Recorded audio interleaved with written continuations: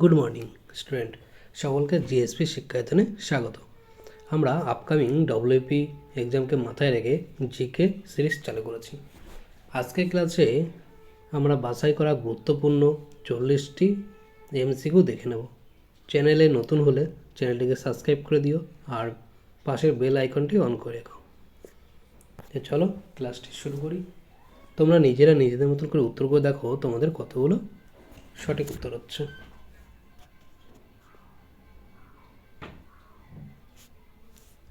প্রথম প্রশ্ন, পৃথিবীর বৃহত্তম সাজজলের হ্রদ হলো? Option A Superior, option B Baikal হ্রদ, option C Chilka, option D Caspian সাগর। সঠিক উত্তরটি হবে অপশান এ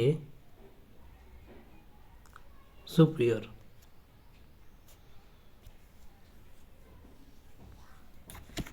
এই সুপিরিয়র হ্রদ আমেরিকা ও কানাডার সীমান্তে অবস্থিত। এখানে অপশান ডি বলছে কি কাস্পিয়ান সাগর। এই কাস্পিয়ান সাগর হলো বৃহত্তম লবণাক্ত জলের হ্রদ। তাহলে কাস্পিয়ান কি?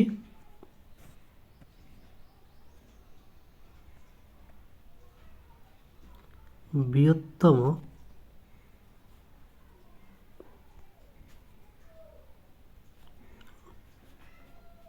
লবণাক্ত জলের হ্রদ। কেমন?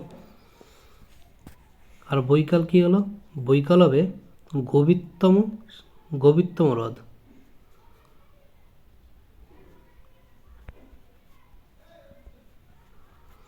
এটি স্বাদু জলের হ্রদ।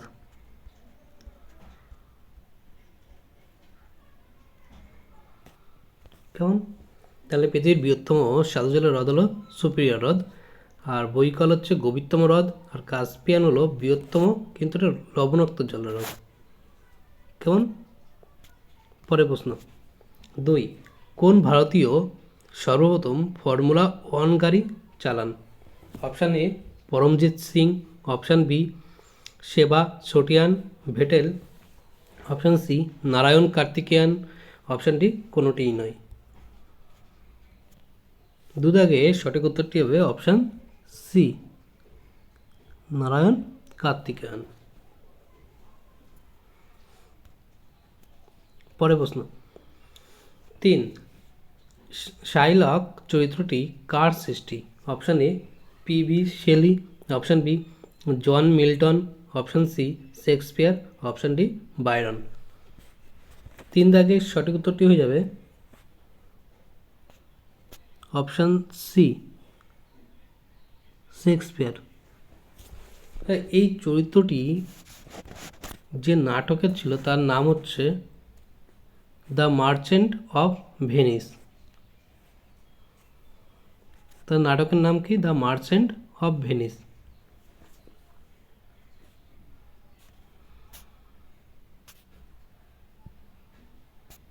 চার, প্রথম কোন ভারতীয় সাঁতারে ইংলিশ চ্যানেল পার হন?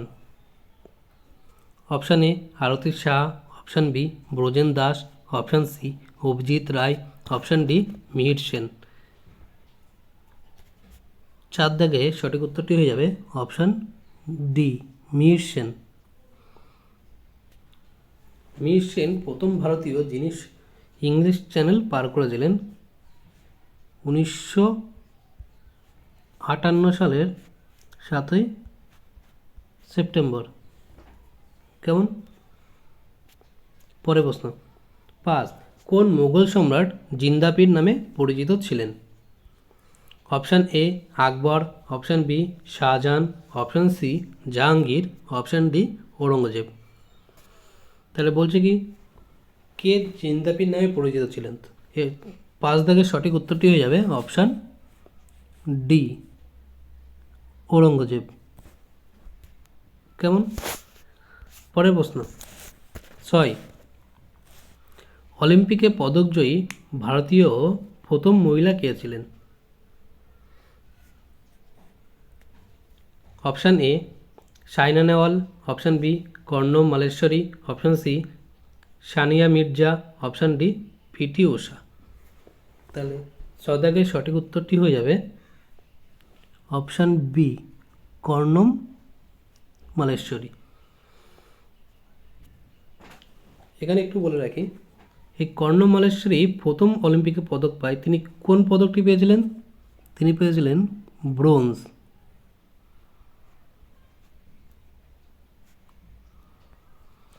কেমন?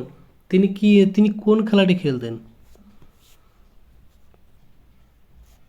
অনেক সময় দেয়, তো সঠিক উত্তরটি হয়ে যাবে ওয়েট লিফটিং।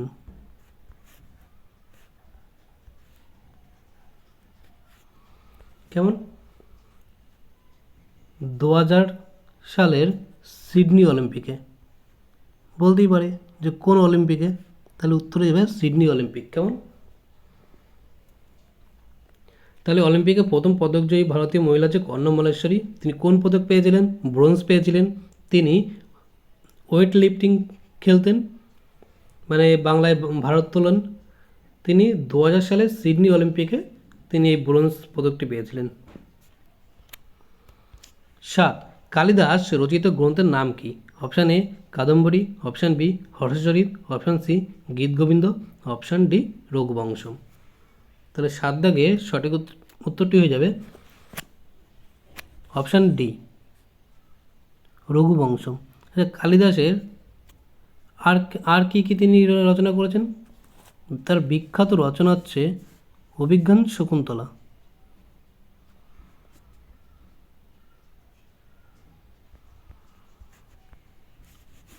অভিজ্ঞান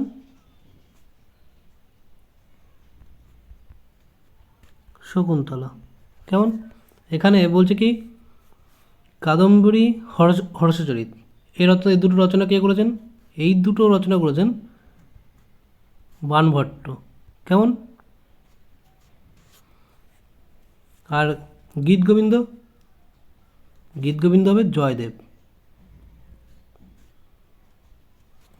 তাহলে কালিদাস রচিত গ্রন্থের নাম হচ্ছে রঘুবংশম, কাদম্বরী হর্ষচরিত হচ্ছে বাণভট্ট, আর গীতগোবিন্দ জয়দেব। তাহলে একটা জিকের মধ্যে দিয়ে কিন্তু আমরা অনেকগুলো জিকে এখান থেকে আমরা কভার করতে পারছি। কেমন? পরের প্রশ্ন 8. শেরশাহের সেনাপতির নাম কি ছিল? Option A Brahmajit Gaur, option B Dilir Khan, option C Shaista Khan, option D Jai Singh. 8 দাগে সঠিক উত্তরটি হয়ে যাবে অপশান এ ব্রহ্মজিৎ গৌড়। তাহলে শেরশাহের সেনাপতি কে ছিলেন? ব্রহ্মজিৎ গৌড়। চলো পরের প্রশ্ন 9. পশ্চিমবঙ্গের সর্বপশ্চিম জেলা কোনটি? কি বলছে? Option A Bankura, option B Paschim Medinipur, option C Purulia, option D Bardhaman. 9 দাগের সঠিক উত্তরটি হয়ে যাবে অপশান সি পুরুলিয়া। কেমন? পরের প্রশ্ন 10. ভিলাই কোন রাজ্যে অবস্থিত? Option A Chhattisgarh, option B Madhya Pradesh, option C Orissa, option D Andhra Pradesh. 10 সঠিক উত্তরটি হয়ে যাবে অপশান এ ছত্তিশগড়। এখানে বলে রাখি, এই ভিলাই যে শিল্পাঞ্চলটা গড়ে উঠেছিল, এটি সোভিয়েত ইউনিয়নের সহযোগিতায় গড়ে উঠেছিল। কত সালে গড়ে উঠেছিল? 1955 সালে। কেমন? পরের প্রশ্ন 11. নৈনিতাল লেক কোন রাজ্যে অবস্থিত? Option A Uttar Pradesh, option B Himachal Pradesh, option C Uttarakhand, option D Jammu ও কাশ্মীর। 11 দাগে সঠিক উত্তরটি হয়ে যাবে অপশান সি উত্তরাখণ্ড। এটি উত্তরপ্রদেশের নৈনিতাল জেলায় অবস্থিত। এটি একটি প্রাকৃতিক স্বাদু জলের হ্রদ। কেমন? তাহলে এই যে নৈনিতাল লেকটি, এটি হচ্ছে প্রাকৃতিক স্বাদু জলের হ্রদ।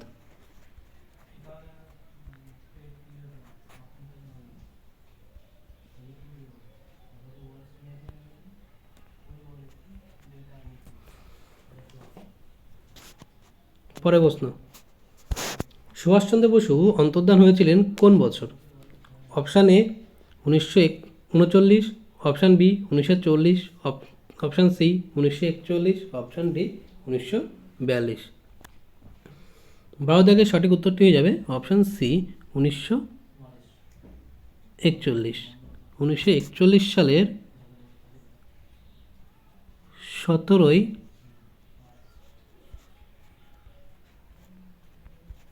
জানুয়ারি। কেমন? এখানে অনেক সময় দেয় তিনি কোন ছদ্মবেশে তিনি পালিয়েছিলেন। তিনি একজন আফগান বিমা এজেন্টের ছদ্মবেশে। তার নাম কি ছিল? তার নাম ছিল হচ্ছে মোহাম্মদ জিয়াউদ্দিন। মোহাম্মদ জিয়াউদ্দিন।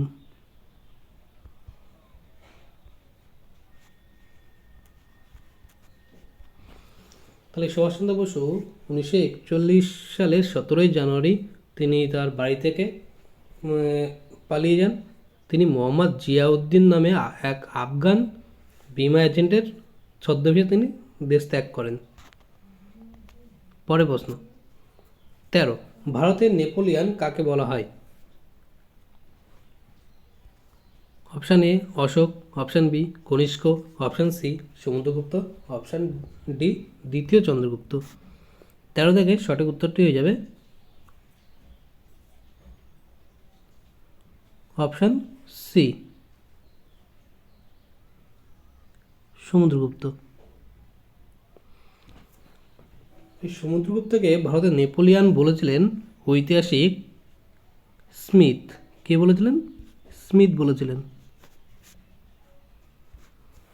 কেমন? পরের প্রশ্ন 14, শেরি পাঞ্জাব বলা হয় কাকে? Option A Ranjit Singh, option B Amar Singh, option C Lala Lajpat Rai, option D Bhagat Singh.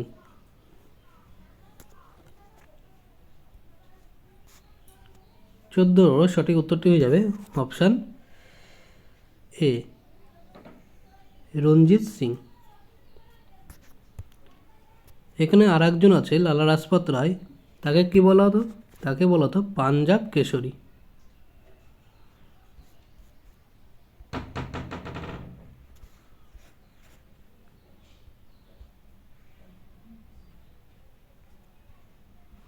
তাহলে শেরি পাঞ্জাব বলা হয় রঞ্জিত সিংকে, আর যদি বলা হয় পাঞ্জাব কেশরী তাহলে হয়ে যাবে লালা রাজপথ রায়।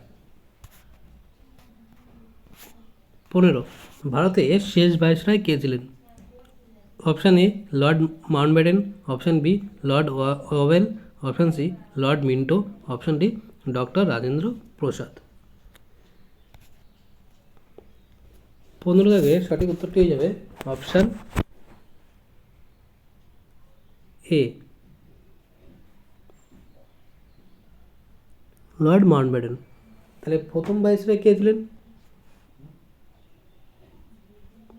প্রথম ভাইসরয় ছিল হচ্ছে লর্ড ক্যানিং। কেমন? তাহলে শেষ ছিল লর্ড মাউন্টব্যাটেন, প্রথম ছিল লর্ড ক্যানিং। পরের প্রশ্ন 16, গণপরিষদের প্রথম অধিবেশন বসে কবে? অপশান এ 1946 সালের 9 ডিসেম্বর, অপশান বি 1947 সালের 29 আগস্ট, অপশান সি 1946 সালের 2রা নভেম্বর, অপশান ডি 1950 সালের 24 জানুয়ারি। 16 থেকে সঠিক উত্তরটি হয়ে যাবে অপশান এ 1947 সালের 9 ডিসেম্বর। কোথায় হয়েছিল এটা? দিল্লির কনস্টিটিউশন হলে। এর সভাপতি ছিল হচ্ছে প্রথম যে সভাপতি ছিল তিনি সচ্চিদানন্দ সিনহা।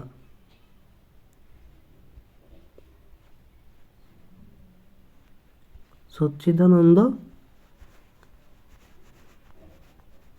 সিনহা, ইনি ছিল অস্থায়ী সভাপতি। তাহলে স্থায়ী সভাপতি কে ছিল? এর স্থায়ী সভাপতি ছিল রাজেন্দ্র প্রসাদ, তাই তো? তাহলে এর পরের যে সভাটা হয়েছিল যেটাতে স্থায়ী সভাপতি ছিল রাজেন্দ্র প্রসাদ, সেটা হয়েছিল 1946 সালের 11ই ডিসেম্বর। 1946-এর 11ই ডিসেম্বর। কেমন? তাহলে গণপরিষদের প্রথম অধিবেশন হচ্ছে 1946 সালের 9 ডিসেম্বর। সেই অধিবেশনের সভাপতিত্ব কে করেছিলেন? সচ্চিদানন্দ সিনহা। তিনি ছিলেন অস্থায়ী সভাপতি।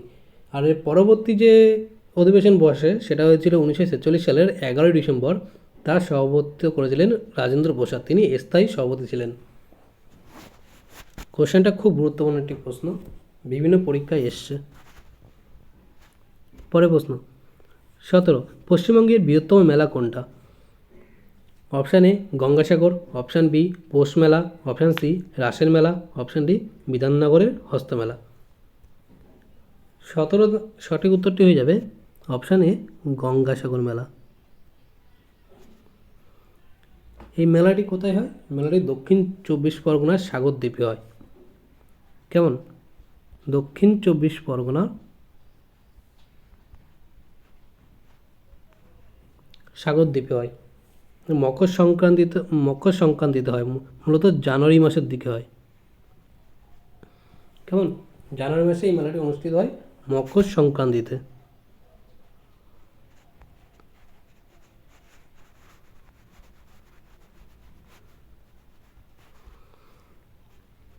মকর সংক্রান্তির সময় এই মেলাটি হয়। 18, পৃথিবীতে মানুষ সবচেয়ে বেশি কোন ভাষায় কথা বলে? অপশান এ ইংরেজি, option B Spanish, option C Mandarin, option D Hindi. 18 দাগের সঠিক উত্তরটি হয়ে যাবে অপশান সি ম্যান্ডারিন। 19, ভারতের ক্ষুদ্রতম প্রতিবেশী দেশ কোনটা? কে বলছে এখানে ভারতের ক্ষুদ্রতম প্রতিবেশী দেশ, মানে আমাদের দেশের চারিপাশের যে দেশগুলো রয়েছে তার মধ্যে ক্ষুদ্রতম প্রতিবেশী দেশ কোনটা? কি বলছে? অপশান এ বলছে নেপাল, অপশান বি বলছে Bhutan, option C Thailand, option D মালদ্বীপ। তাই 19 দাগের সঠিক উত্তরটি হয়ে যাবে অপশান ডি মালদ্বীপ।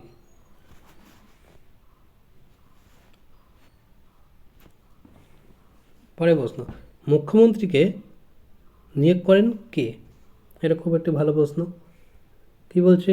অপশান এ বলছে রাষ্ট্রপতি, অপশান বি বলছে রাজ্যপাল, অপশান সি বলছে সুপ্রিম কোর্টের প্রধান বিচারপতি, অপশান ডি বলছে হাইকোর্টের প্রধান বিচারপতি। তাহলে মুখ্যমন্ত্রীকে কে নিয়োগ করে? এর সঠিক উত্তরটি হয়ে যাবে অপশান বি রাজ্যপাল। যদি বলতো প্রধানমন্ত্রীকে নিয়োগ করেন তাহলে হয়ে যেত রাষ্ট্রপতি। কেমন?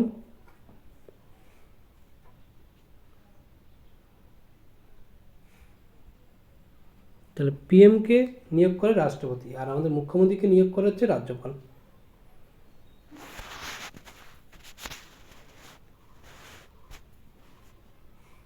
পরের প্রশ্ন, কোন সংবিধান সংশোধনীর মাধ্যমে সম্পত্তির অধিকারকে মৌলিক অধিকারের থেকে বাদ দেওয়া হয়েছে?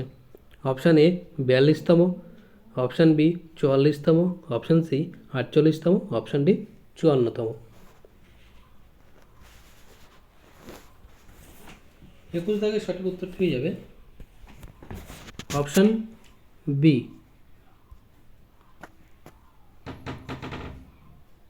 44তম সংশোধনীর মাধ্যমে। এটা কত সালে হয়েছিল? এটা হয়েছিল 1978 সালে। এই সম্পত্তির অধিকারটি এখন বর্তমানে আছে 300 এ ধারাতে আছে। এটি এখন আইনের অধিকার। কেমন? আইনি অধিকারের মধ্যে এটি পড়বে এখন আর এটি মৌলিক অধিকার নয়। তাহলে কোন সংবিধান সংশোধনীর মাধ্যমে সম্পত্তির অধিকারকে মৌলিক অধিকার থেকে বাদ দেওয়া হয়েছে? 44তম সংশোধনীর মাধ্যমে। কত সালে? 1978 সালে। বর্তমানে এটি একটি আইনের অধিকার, এটি 300 এ ধারাতে এটি রয়েছে। কেমন? পরে প্রশ্ন 22, ফিনা কথাটি কোন খেলার সঙ্গে যুক্ত? কি বলছে? Option A polo, option B water polo, option C দাবা, অপশান ডি তীরন্দাজি। তাহলে 22 দাগের সঠিক উত্তরটি হয়ে যাবে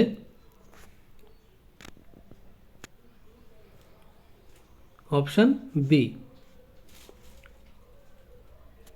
ওয়াটার পোলো। এই ফিনা শব্দটি সাঁতারের সাথেও যুক্ত আছে। কেমন?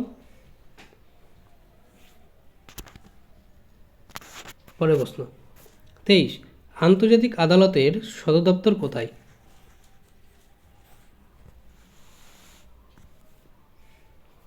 Option A Hague, option B New York, option C Geneva, option D Paris.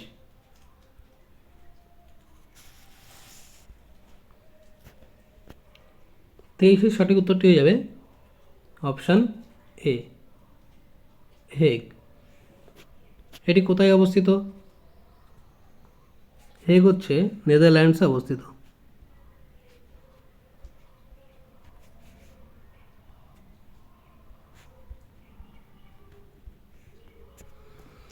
তাহলে আন্তর্জাতিক আদালত কোথায় অবস্থিত? সদর দপ্তর নেদারল্যান্ডসের হেগে অবস্থিত।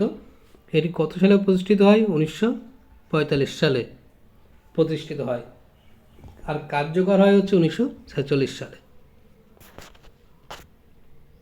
পরের প্রশ্ন 24, ওস্তাদ আমজাদ আলী খান কোন বাজনায় সুপরিচিত ছিলেন? অপশান এ বেয়ালা, option B sarod, option C tabla, option D sitar. 24-এর সঠিক উত্তরটি হয়ে যাবে অপশান বি সরোদ। তিনি ছিলেন সেনিয়া ঘরানার শিল্পী।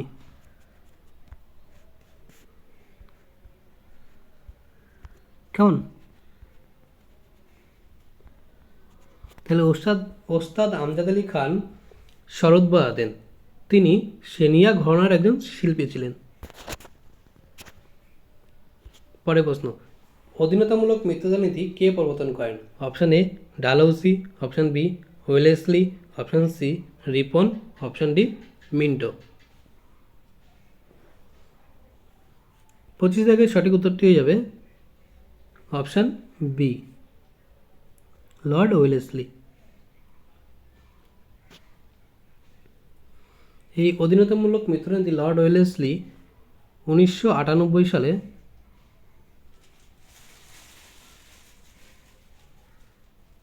সরি, এটা ভুল ইনফরমেশন।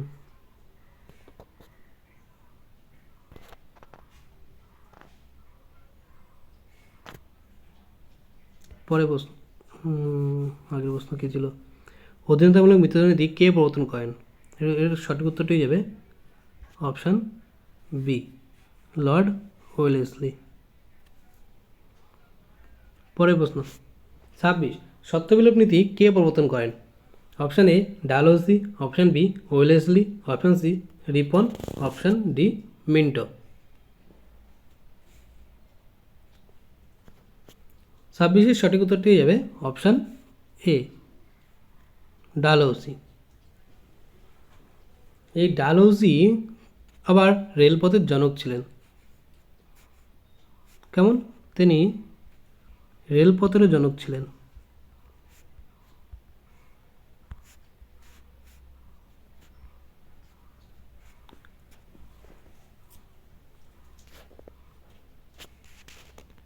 পরের প্রশ্ন, ভারতের উচ্চতম মালভূমি কোনটি?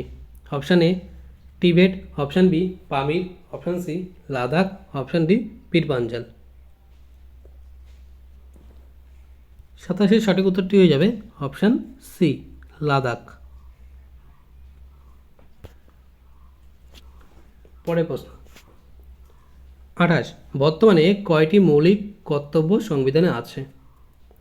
অপশান এ 5টি, অপশান বি 7টি, অপশান সি 10টি, অপশান ডি 11টি। 28 থেকে সঠিক উত্তরটি হয়ে যাবে অপশান ডি। তাহলে বর্তমানে মৌলিক কর্তব্য আছে 11টি। এই মৌলিক কর্তব্যটি 1976 সালে 42তম সংশোধনীতে 10টি মৌলিক কর্তব্য ছিল। 2002 সালে 86তম সংশোধনীতে 11তম মৌলিক কর্তব্যটি যোগ হয়। বর্তমানে মোট এখন আছে 11টি মৌলিক কর্তব্য। তাহলে বলতেই পারে যে 11তম মৌলিক কর্তব্য কী ছিল? 11তম মৌলিক কর্তব্য ছিল যে 6 থেকে 14 বছর 6 থেকে 14 বছর বয়সী সকল শিশুর শিক্ষার ব্যবস্থা করবে তার পিতামাতা, এটা তাদের মৌলিক কর্তব্য, পিতামাতাকে করতেই হবে। এই মৌলিক কর্তব্য নেওয়া হয়েছে কোথা থেকে? রাশিয়া থেকে নেওয়া হয়েছে। তাহলে কোন দেশ থেকে নেওয়া হয়েছে? রাশিয়া থেকে নেওয়া হয়েছে মৌলিক কর্তব্য। এই মৌলিক কর্তব্য সংবিধানে কোথায় আছে? সংবিধানে পার্ট 4-এ আছে, পার্ট 4-এতে আছে মৌলিক কর্তব্য। আর ধারা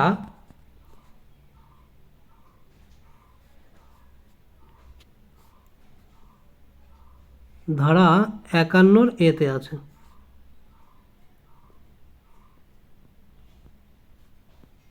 কেমন?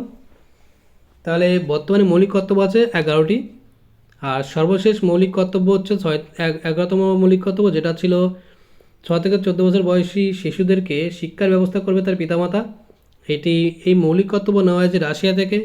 এটি মূলত পার্ট 4-এতে আছে, আর আর্টিকেল 51-এতে মৌলিক কর্তব্যগুলো উল্লেখ আছে। পরে প্রশ্ন, ঋগ্বেদে মোট কতগুলি মন্ত্র বা স্তোত্র আছে? অপশান এ 1049, অপশান বি 1028টি, অপশান সি 1130, অপশান ডি 5978। 29-এ সঠিক উত্তরটি হয়ে যাবে অপশান বি 1028টি। পরে প্রশ্ন 30, ভারতের সংবিধানে মৌলিক অধিকার কোন দেশের সংবিধান থেকে নেওয়া হয়েছে? Option A Russia, option B America, option C Canada, option D England. তাহলে মৌলিক অধিকার 30-এর সঠিক উত্তরটি হয়ে যাবে অপশান বি। দেখো, আগেরটা ছিল মৌলিক কর্তব্য, যেটা রাশিয়া থেকে নেওয়া হয়েছিল, আর এটা বলেছে মৌলিক অধিকার। মৌলিক অধিকার কোথা থেকে নেওয়া হয়েছে? মৌলিক অধিকার নেওয়া হয়েছে আমেরিকা থেকে নেওয়া হয়েছে। তাহলে এই বিষয়ে আর কি কি আমরা দেখে নিই একটু। এটি কতটা আছে? পার্ট 3-তে আছে। কেমন? আমাদের সংবিধানে পার্ট 3-তে আছে, ধারা 12 থেকে 35 নম্বর ধারাতে আছে। তাহলে কত নম্বর ধারাতে আছে? 12 থেকে 35। কেমন? এই মৌলিক অধিকার আগে ছিল কটি? আগে ছিল 7টি। বর্তমানে কটি আছে? বর্তমানে একটি আছে। সম্পত্তির অধিকারটা বাদ হয়ে গেছে, যেটা এখন আইনি অধিকার। কেমন? তাহলে যদি কখনো এরকম বলে বর্তমানে মৌলিক অধিকার কয়টি আছে, তাহলে উত্তর হয়ে যাবে কিন্তু 6টি। আগে ছিল 7টি, বাদ হয়ে গেছে কোনটা? বাদ হয়ে গেছে সম্পত্তির অধিকার। কেমন? যেটা এখন একটা আইনি অধিকার। পরে প্রশ্ন 31, মূল সংবিধানে স্বীকৃত সরকারি ভাষা ছিল কয়টি? অপশান এ 16টি, অপশান বি 15টি, অপশান সি 14টি, অপশান ডি 18টি। 31 আগে সঠিক উত্তরটি হয়ে যাবে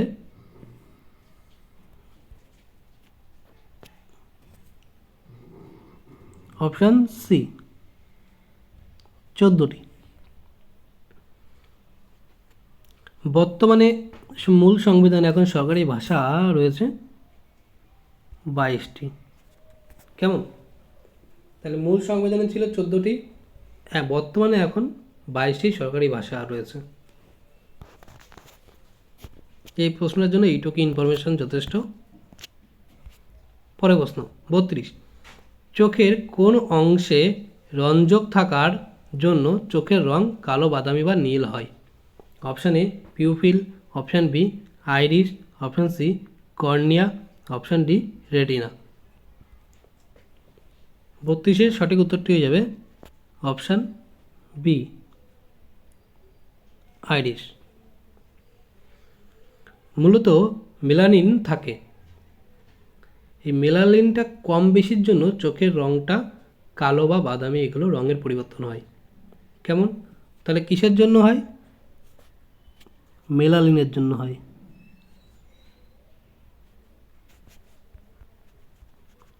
এই মেলানিন কম বেশি হলে পরে এই চোখের রঙের পরিবর্তন হয়।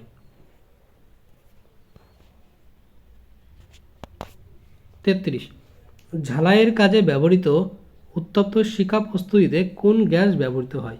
Option A acetylene, option B ammonia, option C propane, option D ethylene. 33-এর সঠিক উত্তরটি হয়ে যাবে অপশান এ অ্যাসিটিলিন। কেমন?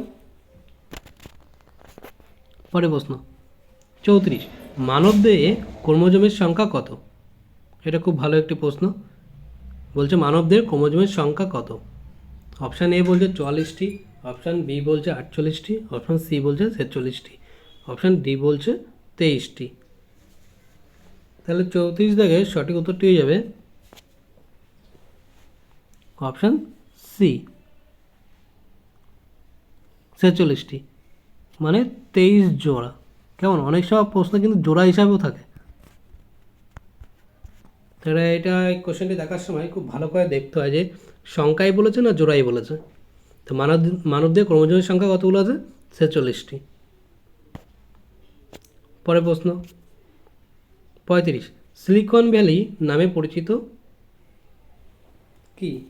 অপশান এ বলছে Bangalore, option B Mumbai, option C Hyderabad, option D Kolkata. 35-এর সঠিক উত্তরটি যাবে অপশান এ ব্যাঙ্গালোর। তো সিলিকন ভ্যালি নামে পরিচিত হচ্ছে ব্যাঙ্গালোর। আবার এই ব্যাঙ্গালোরকে কিন্তু আবার বিজ্ঞান নগরীও বলা হচ্ছে।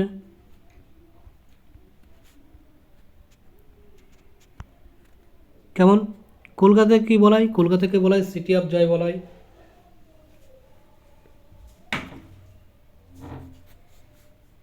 কেমন? City of joy. তাহলে সিলিকন ভ্যালি নামে পরিচিত ব্যাঙ্গালোর। আর যদি কলকাতা বলে তাহলে city of joy, city of palace.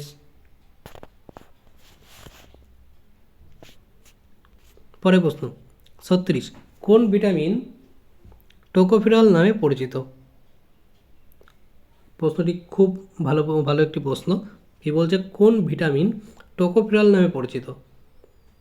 Option A vitamin D, option B vitamin E, option C vitamin K, option D vitamin B.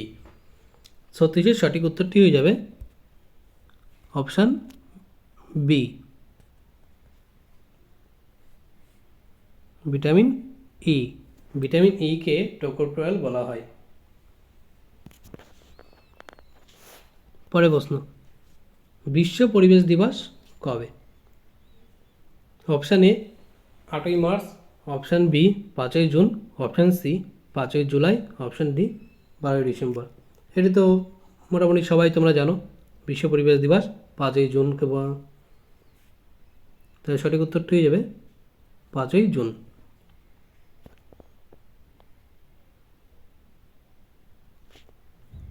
পরের প্রশ্ন 38, হরিজন পত্রিকা কে সম্পাদনা করেছিলেন? Option A Aurobindo Ghosh, option B Mahatma Gandhi, option C Bal Gangadhar Tilak, option D Bipin Pal. 38 থেকে সঠিক উত্তরটি হয়ে যাবে অপশান বি মহাত্মা গান্ধী। কেমন? তাহলে এখানে আর কি কি আছে? বাল গঙ্গাধর তিলক আছে। বাল গঙ্গাধর তিলক কোন পত্রিকা সম্পাদনা করেছেন? তিনি ছিলেন হচ্ছে কেশরীয় মারাঠা পত্রিকা। তার পত্রিকার নাম ছিল কেশরীয়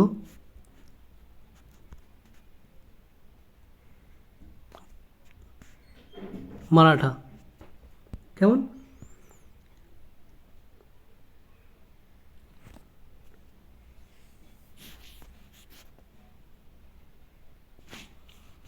কেশরীয় মারাঠা।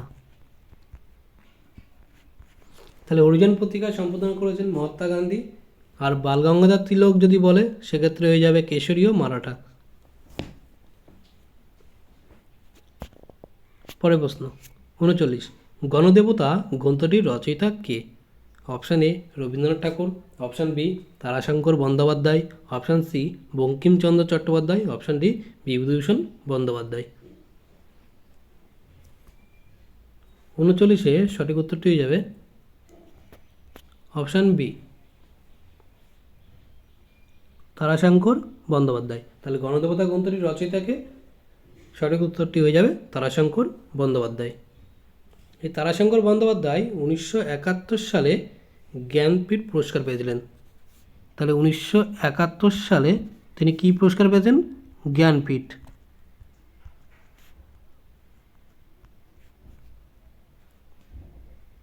কেমন? এই তারাশঙ্কর বন্দ্যোপাধ্যায়ের উল্লেখযোগ্য কিছু সৃষ্টি কী ছিল? হাসলিবাগ আমরা সবাই পড়েছি।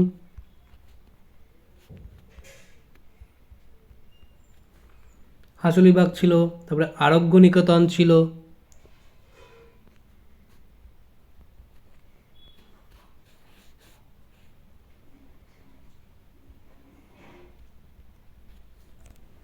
কেমন? তাহলে গণদেবতার গ্রন্থটির রচয়িতাকে তারাশঙ্কর বন্দ্যোপাধ্যায়। তিনি 1971 সালে জ্ঞানপীঠ পুরস্কার পায়। তার বিখ্যাত সৃষ্টি ছিল হাসলিবাগ, এছাড়া ছিল আরোগ্য নিকেতন। 40, আজকের শেষ প্রশ্ন, দাঁতের চিকিৎসায় ব্যবহৃত হয় কি? অপশান এ বলছে সমতল দর্পণ, অপশান বি বলছে অবতল দর্পণ, অপশান সি বলছে উত্তল দর্পণ, অপশান ডি বলছে কোনোটিই না। তাহলে দাঁতের চিকিৎসায় কি ব্যবহৃত হয়? দাঁতের চিকিৎসায় ব্যবহৃত হয় অপশান বি অবতল দর্পণ। তাহলে সঠিক উত্তরটি হয়ে যাবে অবতল দর্পণ।